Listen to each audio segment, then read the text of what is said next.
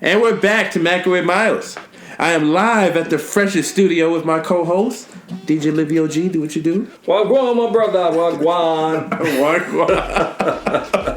Sound like you're ready to be in the islands right now. That's right. It's crazy. Last year around this time, well, maybe a week ago, I was just coming back from the island. So, that's when I went on the cruise. I remember your cruise. I wish this year could have been the same. You don't want to be on a cruise this year. Not this year. This is a time where I don't want to be anywhere. I don't even want to leave New York right now. I'm hearing stories of people traveling and they're stopping them at the border. Like, all right, time to test you right here. Let me tell you something. You went at the right time.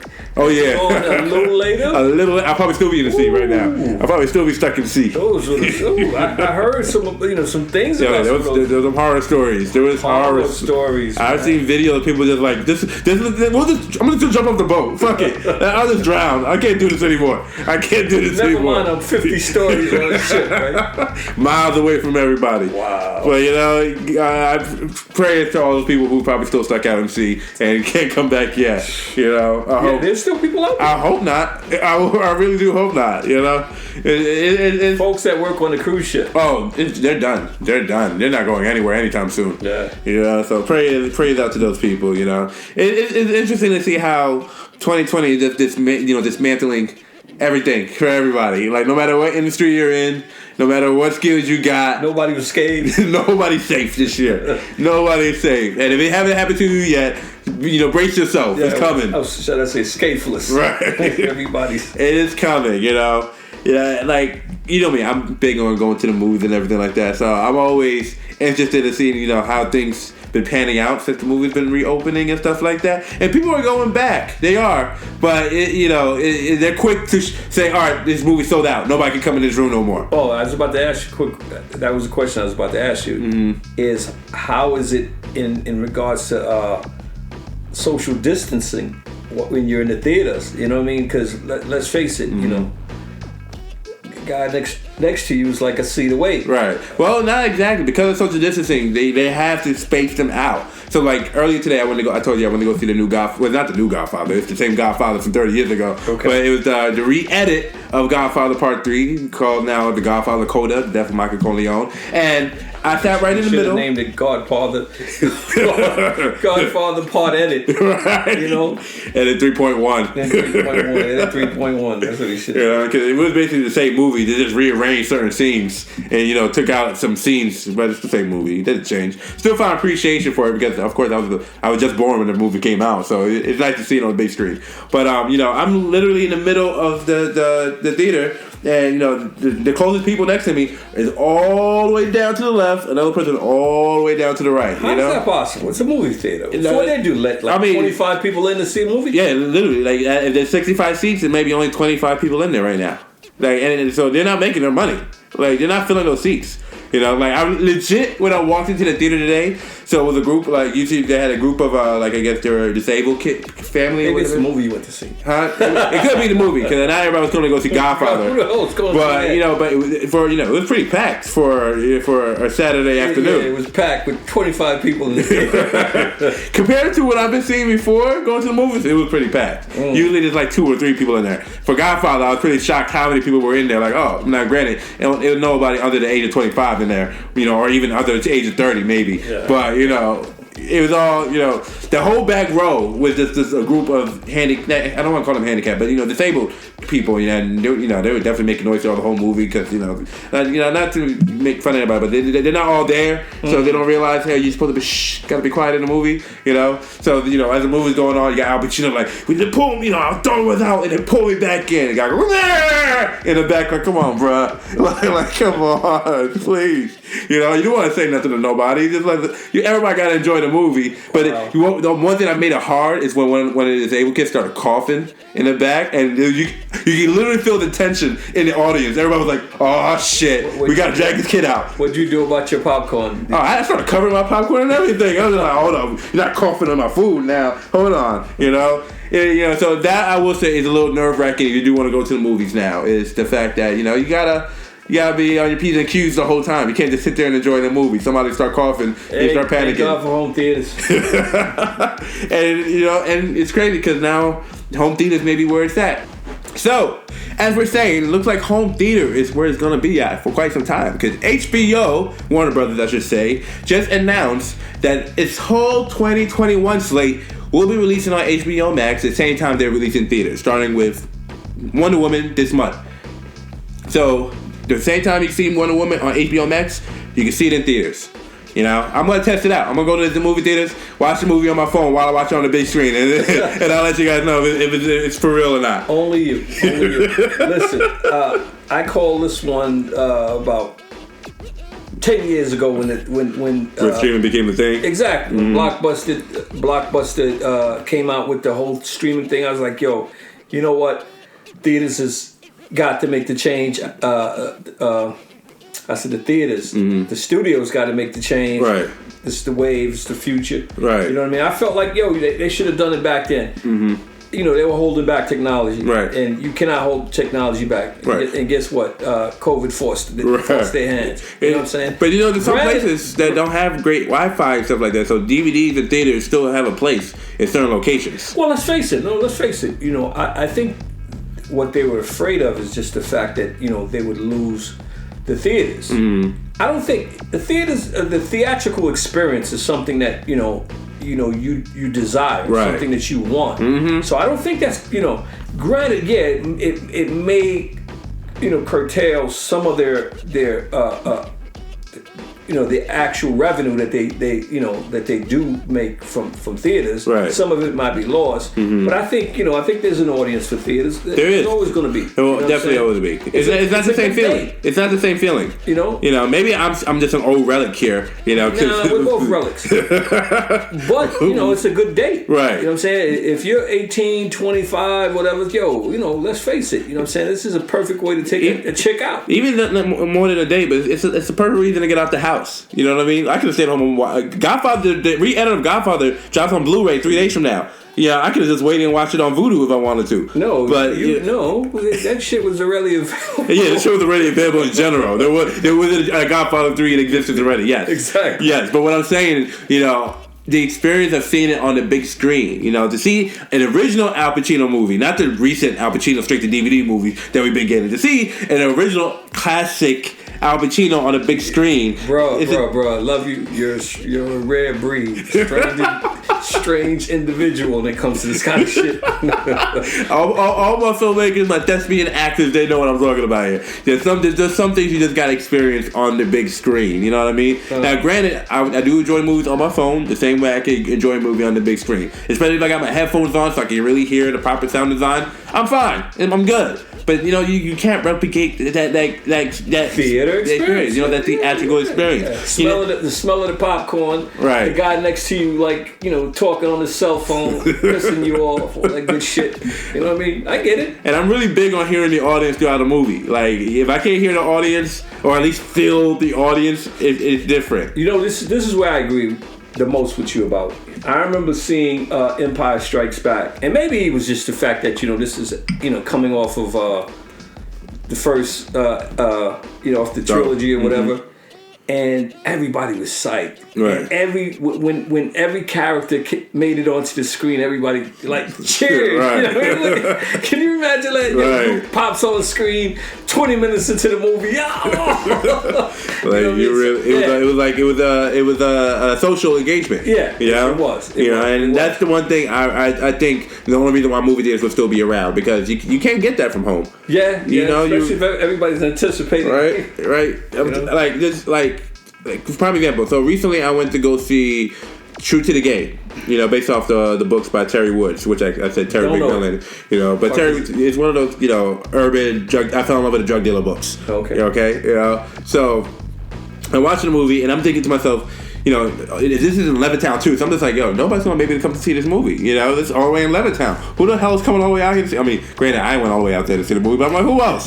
You know, but black folks from Queens. Yeah, I'm coming from Queens. You know, and eventually black folks started showing up, and I was like, holy shit. Black folks are still coming to the theaters. They're making all this, because it's the only theater playing it too. So it's like, oh shit, black folks will make their way to see this movie. Wow. You know, and the audience, it made such a difference, because before everybody showed up, it just felt I was just by myself, and it was just like, all right, I guess I'm watching a movie, and then slowly the community starts showing up, and it changed the atmosphere a little bit. You know, it's not just you joining the movie now; the whole community is joining the movie. You know what I mean? So it's like, you know, the fact that Warner Brothers out here talking about like, yeah, we're just gonna send Matrix 4 to your house, just like. That's not going to be the same experience as seeing Matrix 4 with everybody else seeing Matrix 4 for the first time. You know what I mean? But you know what? I think that the difference is it's available if you want to go to the theater. Right, yes, it is available if you want to go. You know what I mean? If you want the theatrical experience, it's still there for you. Right. You know what I'm saying? If you don't want to be, you know, the lonely guy with your microwave popcorn at home, you don't have to be. Right. You can be lonely in the theater. Let's face it. Right. The life with complete strangers. Yeah, exactly. I'm just saying, to me, that's what makes the movie experience real, you know. It's just the social engagement of it all, you know. Especially, you know, you have movies like Judas and the Black Messiah, which is basically the movie about Black Panthers. You know, it's like, how can I just watch that movie at home? That's something you have to see with the community in general. You know, like I don't know. Why's that? Because it's a movie about the community. A movie about the community. You gotta watch with the community. That you just have to. Which community? The Black community. Oh, what if you're white? Well, most of the movie theaters I go to, unless it's like AMC, it's usually dedicated to the Black community. Like the one on Jamaica, you're not running to that many white folks in that movie theater on Jamaica. Jamaica Avenue. I'm telling you, I've been to that theater long enough. Well, hey, listen, I used to go there back in the days when we used to watch 3 movies and spend our whole Sunday. You know what I mean? That's me now with AMC. I go see 3 movies. Yo, and there was a white person in there. Like, come to think of it. Still to this day, you know. Well, as I'm going to AMC, I you know, it's usually black faces I'm seeing. These are the theaters I'm going to, you know. But like, you know, when I went to go see Django, I remember it was like, you know, we was like in a sports arena. You know, when anytime Django started fighting, you know, the way everybody started cheering, like it was like you know, that crowd, right? You know, that crowd, that participation. You know, everybody is in it together, enjoying it together. That's the one thing that will never, you know, go away. You know? I get it, bro. I get it. So I totally understand. Yeah, and that's how I felt. I was like, yo, you know what? They're holding back technology, and you know, this is something. Its time had come. Right. You know what I mean? But once again, hey, you can't stop certain things. And, and look at it. COVID forced their hand. Right. At least the first ones to do it. Right. The rest are going to follow. Right. The rest are going to follow. They were eventually going to do this. They didn't believe it was going to be so soon. They were just holding it back. We're talking about 10 years now. It's 10 years. Right. They've been holding it back. Right. It's like the music industry holding back streaming and everything else that they held. You know, when they realized, yo, we can't make a fucking dollar. You know what I'm saying? They let Apple take over. Right. And now Spotify. Right. And now Spotify. Right. You know what I mean? That's what happened. So it's only a matter of time before Disney joins the bandwagon and like, all right, guys, you know, the next Avenger movie you watch on Disney Plus. You know, same thing for Sony and Spider-Man and the rest of you guys. You know what? It took the fact that they didn't make any money for a whole entire season to wake them up. You know what I think we're really... Had this thing been in place, they wouldn't have skipped the beat. Right. In this COVID thing. Right. They would have been already in play. Right. You know what I think must have at least gave them the push to like, all right, you know what, let's start streaming the stuff when they tried with Tenet this year. Tenet was a big blockbuster movie. And they realized, oh, we can't get that blockbuster money back in theaters right now? Okay. Streaming is the way to go. You know, like, I'm a shareholder with Disney. I got me a few stock in Disney. And Disney already discussing streaming is the way to go for the future. They're like... Hello? 10 years ago, Netflix came out. Right. You had the technology. You know what I'm saying? You could offer people the ability. And we're back to Mac with Miles. So, you know, people are, well, I should say filmmakers are losing their mind because they're like, oh my God, there's no theatrical window. Then how are we going to tell stories? And I'm just like, okay, you guys are thinking very small-minded right now if you think this is the end of storytelling. Because... You know, the way that... You see the look on my face. I'm like, where the fuck you going with this? Like, you know that, right? Stories have evolved in the year 12... I don't even want to say 2020, but in these last few years, storytelling has evolved and reached into new places and new heights that we haven't seen before, you know? Well, especially, I'm thinking about The Godfather earlier, and I'm sitting here like, if The Godfather was done today, it would be a streaming series. It wouldn't work as a movie. The Godfather would not work as a movie today, but you put all those 9 hours together of the Godfather saga, you got yourself a binge watchable series on Netflix and stuff. Well, let's dial it back a little bit. You know, if you think in general, the first movie was made, you know, just just itself, one time story. Exactly. Right. It's the success of it that lended to two more. Yeah. But what I'm saying is the whole thing of watching a 9-hour movie is a norm now, where it wasn't a norm back then. You can watch 9 hours of a movie. You don't watch all of it at the same time, of course. That's what you. I'm saying most of the stuff you watch now, that's these streaming shows, they're basically 9-hour movies. You know, they may have like intros in between, but they're usually a whole movie that just take 9 hours to go through the whole story. You know, and that's what I'm trying to say about the future of storytelling. You know, the idea of just trying to tell a story in 90 minutes is old-fashioned now. It's just like, you know. So when you're writing 9 hours. No, it depends. You're writing in sequels. It depends the story you're trying to tell. Is that what you're telling me? I'm talking about you don't have to put yourself in a box telling stories for the future now. Hold on. You better bang on one happening first before you go hatching your eggs or I'm saying. So here's what I'm saying. Start writing a whole goddamn novel. Here's the thing. I mean, a 3-part novel, and you don't even have one.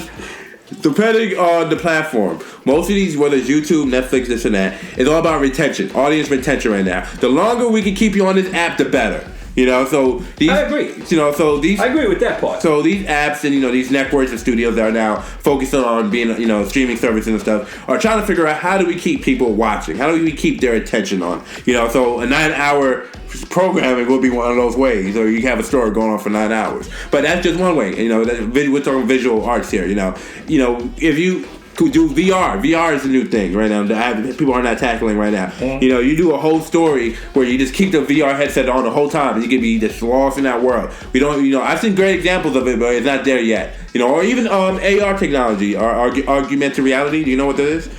I heard the terminology. So augmented reality. So basically, you look through your phone, and while you're looking through your phone, you're seeing a different reality, but it's what you're seeing with your regular eyes off the phone. Let's stop for a second. I want reality. I don't want arguments. I don't want none of that shit. I want plain old simple reality. I don't want to have to imagine what the shit could be, where it's going. You seen Iron Man? You see when Iron Man's like doing his designs and he has a hologram of his stuff? That shit looks cool. That's augmented reality. That shit looks cool. That's AR technology. That's not my reality. You know what I'm saying? I want plain simple. Listen, I went to the store and I bought something today, and this is what it is. I don't want to overextend myself to. But some people don't. What if it was some people are just tired of reality. Yo, fuck that. They want to see Chewbacca walk down the block. No, I don't. I do not want to see Chewbacca on my block. But that's what I'm saying. Storytelling could go in a realm where people are now watching story unfold through AR technology. You know what I mean? Or even with podcasting. They have immersive quote unquote podcast, which is a radio drama that's just now done for the new generation. Back then it was just called radio dramas. Now they're immersive podcasts, but it's the same shit. It's just you're telling a story. You got sound effects. You got actors saying dialogue. Still a radio drama, but it's done for today. Even if you don't want to do something scripted, you got they got investigative podcasts now, which is basically a documentary in podcast form.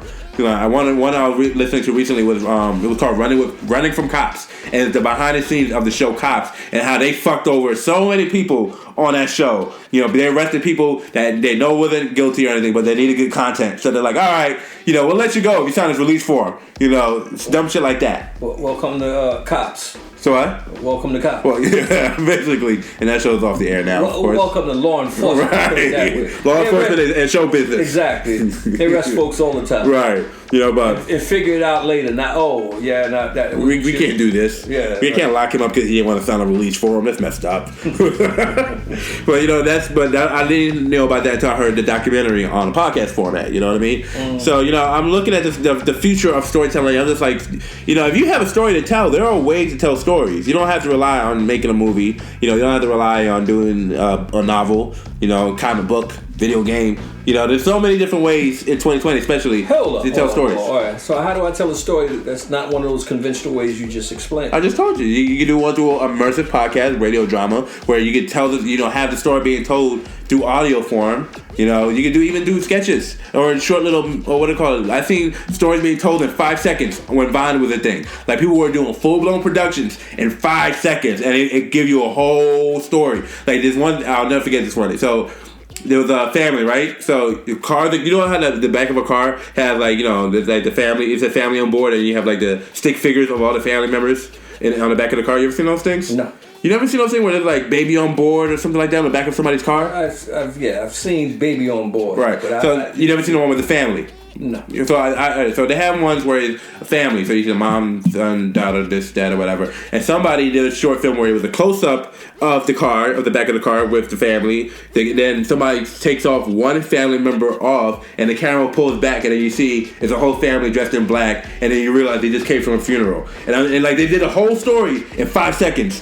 where you saw there was a loss of a family member, and they had to accept that the loss of the family is there. Like, there's ways to tell stories without needing a full-blown 90-minute production to tell stories now. Those niggas need a fucking movie. Yeah, if you can tell a story in 5 seconds, I trust you can tell a story in 90 minutes, you know? But, you know, but it made me realize, like, you know, you don't have to rely on the old school way of just telling stories anymore. You know, whether, you know, you want to write a novel, go ahead and write a novel. You know, you want to do comics, go ahead and do comics. But, you know, if you just want to be investigative journalist, you know, you don't have to get signed by 60 Minutes to tell you that story.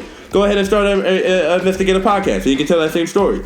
You know, if you want to do a play, but you can't do a show right now because it's COVID, get that cast together and do a whole play on Zoom, and then, put out the recording on the podcast. You know what I mean?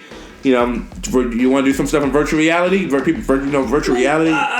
I agree and disagree. I mean, some of this stuff requires budget. They do require. I didn't say they didn't have a budget. That's not the word I used. I said if you want to try you want to find a different form of storytelling, it exists. I never said budget. That's a whole other conversation in itself. That's why you got 60 minutes. You know what I mean? That's a whole other conversation in itself. Goddamn source, and you know what I'm saying, and investigate the shit and tell the story correctly. Right, you know. Try doing that shit on your own pocket. You feel me? Try doing that shit. Right. But I'm just saying, you know, there's ways to tell stories these days, and you know, if you are a filmmaker, you want to make movies, expand your horizon. Don't be an old relic anymore. Telling a story in 90 minutes is old-fashioned at this point. You know, especially with the way consumers consume content now. You can find different ways to tell stories. You gotta be creative. Hey, you know, Quibi? Quibi? Oh yeah, now they gone. Hey, that's a very good... And we're back to Mackin with Miles. So we're discussing the rise and fall of Quibi, one of the quickest streaming service to come and go in this new entertainment landscape. You know, True indeed. It came out, March, April this year? March. And before the year is even over, no, it's gone. By July, it was gone. Yeah, no, it officially went out this week. Like, before, I was still watching Quibi.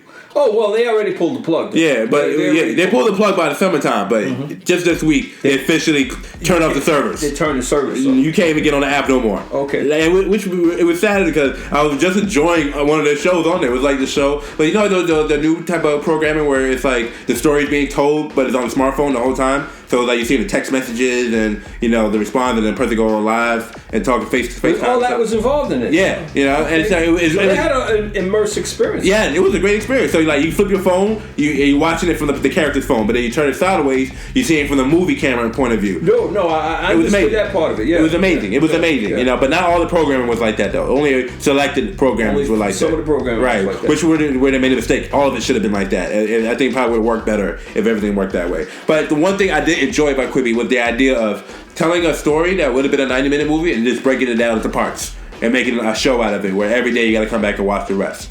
You know, something I feel like indie filmmakers can do today is just, you know, if you're trying to build a brand, trying to build an audience, you know, you got a movie you want to do, but you really can't really rent a theater or show a movie, just make it to a web series. Cut it down to parts. Release every episode, you know, small by small. And, you know, and just instead of doing sequels, it's just seasons. Like, all right, this is the first season, you know, even though that's just one movie cut up a piece. Now, from my understanding, that, because I never saw an episode of it, anything from it, you know what I'm saying? Now, everything was geared for a quick bite. So it was like, how long were they? Like at least 6 to 10 minutes. 6 to 10 minutes. Right, depending on the show itself. Like the Kevin Hart show, I think every episode was 10 minutes long.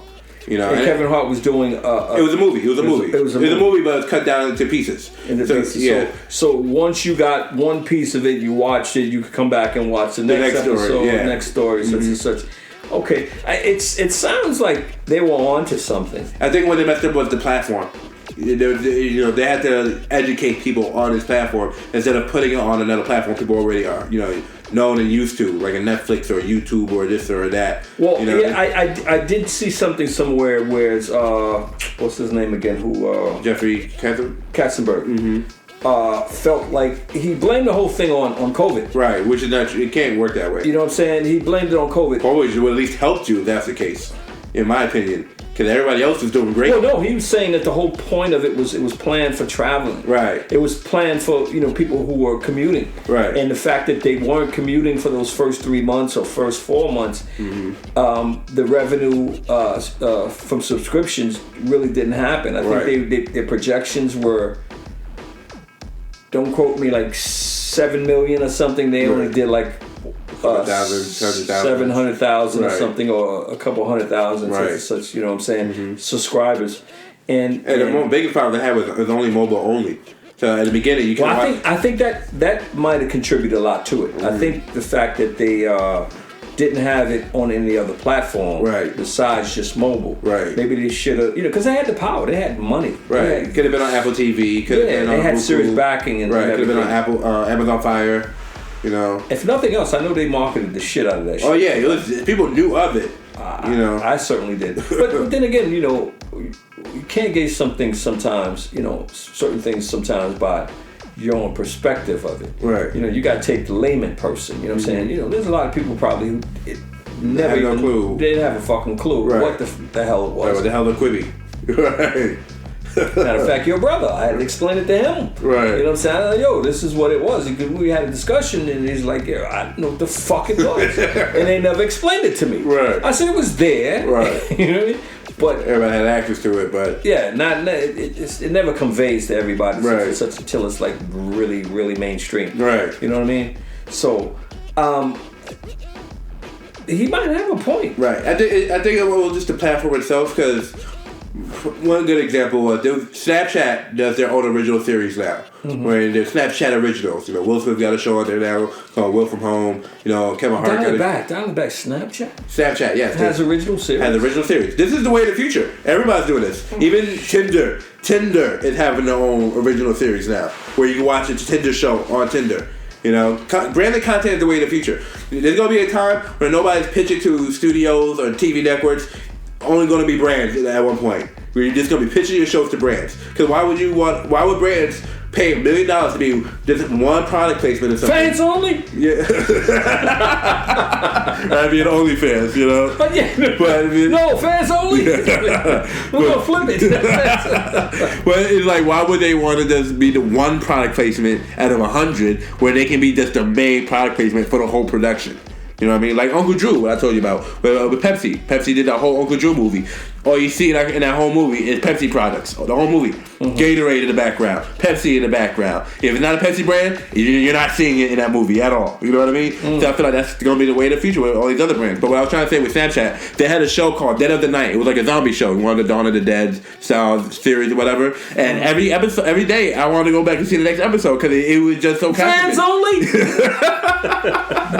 But it works. It works, But it was the platform because they cater to the audience that's on Snapchat already. So like, all right, we're gonna make it work specifically for people who's on Snapchat, for people who like already on Snapchat on daily. Here's a show for you, and different genre because they got different shows like the mysteries, drama, romance, or whatever. That one is what caught my attention, but it worked completely. So I'm saying, in the future, we're going to see more of that, where there's branded content, and whatever app you're on, is you're seeing that type of content. Back in the day, when you went to see a Warner Brothers movie, it was a Warner Brothers movie. You went to go see a Disney movie, it was a Disney movie. And I'm talking about the era when these guys were still alive and still running the studio. And I feel like that's where content is going to be going now with branded content. You're going to be watching Chipotle shows. You're going to watch a McDonald's show. Oh, that's fucked up. It's the way of the future. I'm telling you, I already see it happening. You're going to see a Popeye show. That every brand will have their own content. I'm listening to you and I'm fucked up. I'm telling you. Fuck that. I do not want to see McDonald's show. They already had a cartoon show in the past. They sold it on VHS. Now it's probably going to be on a streaming service or whatever McDonald's app is. Who watched it? What, the cartoon? I definitely bought a couple cassettes when I was a child. I'm not fucking with you. Once again, I'm not fucking with you. Well, I'm telling you, it's a way of the future. Watch, Canada Dry is gonna have a whole series one day soon. I guarantee it. I guarantee it. I guarantee it. Jose Cuervo right now have a show called Who's Making Margaritas, and every episode is a different personality making margaritas. One episode might be T-Pain, another episode might be Lil Dicky. You know, and the episode is just them learning how to make margaritas. That's it. That's their show. And that's all we're gonna see soon. Okay, I have to digress because as a consumer, you know, how can you know? So now we're going to be segmented into fragments to brands. Every single fucking brand that is. How much can you consume just from consumer? What, branded content? Yeah. Branded content out right now. There's tons of branded content that people are watching. It's just depending on what's your demographic, what's your niche. You know, if you're fit a specific niche, you're in there already. You're not gonna stray away from it. Like Uncle Drew. Uncle Drew is a movie like. It's like a couple years. It's like 2 years ago. Yeah, but it's more than that. Is it not? It was 2018. It's 2020 now. That's 2 years ago. Nah. It was 2018 when that movie came out. It's gotta be older. Nah, I went to theaters to see it. But anyways, that's one example of branded content on a grand scale. That's grand scale branded content. Big ass movie. Promotional, P&A budget and everything. Now, if we're talking about just social media and stuff like that, I said on Cuervo, whatever. Jose Cuervo is one example, But I remember, what's that cat brand, Purific? Something like Persina or whatever. I forgot the name, but they have a cat show now online where it's just dedicated to cats. Oh, Purina. Yeah, Purina. There we go. But this is not nothing new, because when Procter & Gamble started off doing soap operas, that's what they were doing. They were, literally soap operas came because they were trying to sell soap. That's literally where it came from. Literally. So all they're doing is going back to what I'm not old enough to understand that part. One of the first things I learned about advertising was that back in the day, TV shows were sponsoring. They still. They sponsor. Yeah, they sponsor. But now there's a difference between creating content and. But that's the thing. No, instead of just being a sponsor, they'll make more money being the content creator and provider. That they hire their own producers, they hire their own writers, they hire their own talent on camera. Because that way they don't need a middleman no more. They're like, why do we need the middleman? We can just produce the content ourselves. And it's working for some brands. Some brands no longer need to hire a Jessica Simpson or a Jennifer Aniston. I don't know. To do a 30-second commercial. Instead of a 30-second commercial, they have make a whole production. Make a whole 22-minute show, and promote whatever they want to promote. A show about Popeye's chicken. It wouldn't be about Popeye's chicken. It'd just be Popeye's chicken just surrounded by it. Prime example. Another one I just saw recently. It was a Grey Goose production, and it was just Jamie Foxx interviewing different actors. That's all it was. But it was a Grey Goose production. So all in the background, nothing but Grey Goose. In front of Jamie Foxx and Denzel Washington, Grey Goose. The show wasn't about Grey Goose, but you knew it was Grey Goose. I get where you're coming at, but that's just product placement. It is product placement, but I'm telling you, that's going to be the way of the future, because brands are not going to want to spend millions of dollars, to be sitting next to Victoria's Secret and Tom Ford, and you're squeezed in the middle. They want to be the whole show. Because, getting people's eyeballs. People's eyeballs are everywhere now. They're not just sitting in front of TV no more. They're not going to just the movies anymore. Some people are on Snapchat. Some people are on Instagram. Some people are on YouTube. Some people are on Facebook. But some things are best left where it's, it's there, but it's subtle. Mm-hmm. You know what I'm saying? I don't need every scene to see a bucket of Popeye's chicken in my fucking presentation. You know what I mean? It's subtle enough. Okay, I get the point. It caught me. Yeah, but you would if like prime example, comedians getting coffee. The Seinfeld show. Have you seen that show? They have one specific coffee brand that promotes the whole show. The whole show. But they don't ever sit here and go like, hey, make sure you drink so coffee. But once again, we're talking about something that was subliminal. It's not subliminal because it's in there. No, you see the logo. Yeah, no, it's subliminal. It's subliminal because it's there, but you are not being told this is it. Every time they go to commercial, they don't go to that coffee, right? No, the commercial is the show. While the guys are literally going to get the coffee. The whole show is called Comedians Getting Coffee. is them going to go get the coffee. Oh, I don't know what the fuck you're talking about. You never seen it? No. It started off on Crackle, now it's on Netflix and stuff like that. But it's just Jerry Seinfeld picking up like an Eddie Murphy or Kevin Hart, and they're talking about cars and being a comedian, and they go get coffee, and they continue talking over coffee. Interesting. Yeah, but you know they have a Pacific Coffee brand. What's the coffee brand? I can't pronounce it. Like they're not doing a good job. No. I see the name all the time. I'll just destroy the name, try to repeat it. Like something Ziz. If they got a bunch of Z's at the end, like I can see the logo in my mind, but I'm like it's like Lavatas, or something Lazaz. Something in that, Christ, no. You know, something in that with that lay feel. But you know, it's the way of the future. Branded content is the way of the future. That's what I'm saying. I don't disagree with it being, you know, part of the future, but I cannot see, like I said, you know, actual shows being dedicated to, you know. It won't be dedicated. It just be provided by. Oh, what's the difference then? Did you ever watch Soul Train?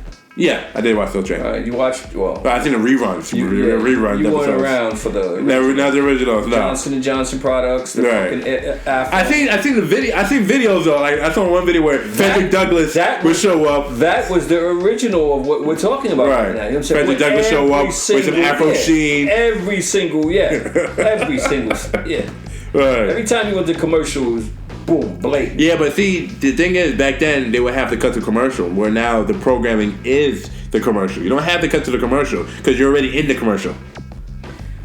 So instead of cutting to Frederick Douglass knocking on somebody's door with some Afro sheen, Frederick Douglass is on the Soul Train line with the Afro sheen. I'm turning my TV off. I'm sorry, bro. I'm turning my TV off. When it gets like that, I'm not fucking with this scripted shit. Yo, give me some fucking regular content. They do that now with reality TV. I remember there was some reality TV show that I was dealing with this girl at the time. I forgot what show it was. One of them Bravo series or whatever. But these girls in the show went to go see a movie, which was The Hustle with Anne Hathaway and Rita Wilson, whatever her name. I think Rita Wilson. But in the show, reality show, they went to go see the movie The Hustle. And I'm sitting here like, they're not going to see a movie. This is a commercial for the movie The Hustle. And then literally after the episode, now before when they went up to commercial, it went into the commercial of The Hustle. So I'm like, that was the branded content we just watched. That's because that was not part of this. It literally had nothing to do with the episode plot at all. Just randomly, hey guys, we're going to the movies right now. Hey, what do you want to go see? Hey, you heard about that new Anne Hathaway movie? I'm like, okay, guys, this is clearly a commercial. Clearly a commercial. But the girl who was watching it, nothing to her. It went right over her head that was a commercial. It was just part of the reality show. Hopefully the same will happen for me. If it doesn't, I'm turning the shit off. But realize I'm watching the commercial, which is the movie, is the commercial. Right. I'm done. Literally. Right. Go. Alright, y'all, that was this episode of Mackin with Miles. I want to thank my co-host of this evening, DJ Olivia G. Thank you for being with me today. Oh, thank you, Miles. Thank you for having me. It was fun, as usual. And to all my storytellers out there, just remember, just because technology is changing the way consumers are consuming content, does not mean you can't tell the stories you want to create. You just got to be creative and figure out the new mediums. That's it. Until next time, much love, God bless, 2 pieces of chick grease. We'll see you later. Night. Peace.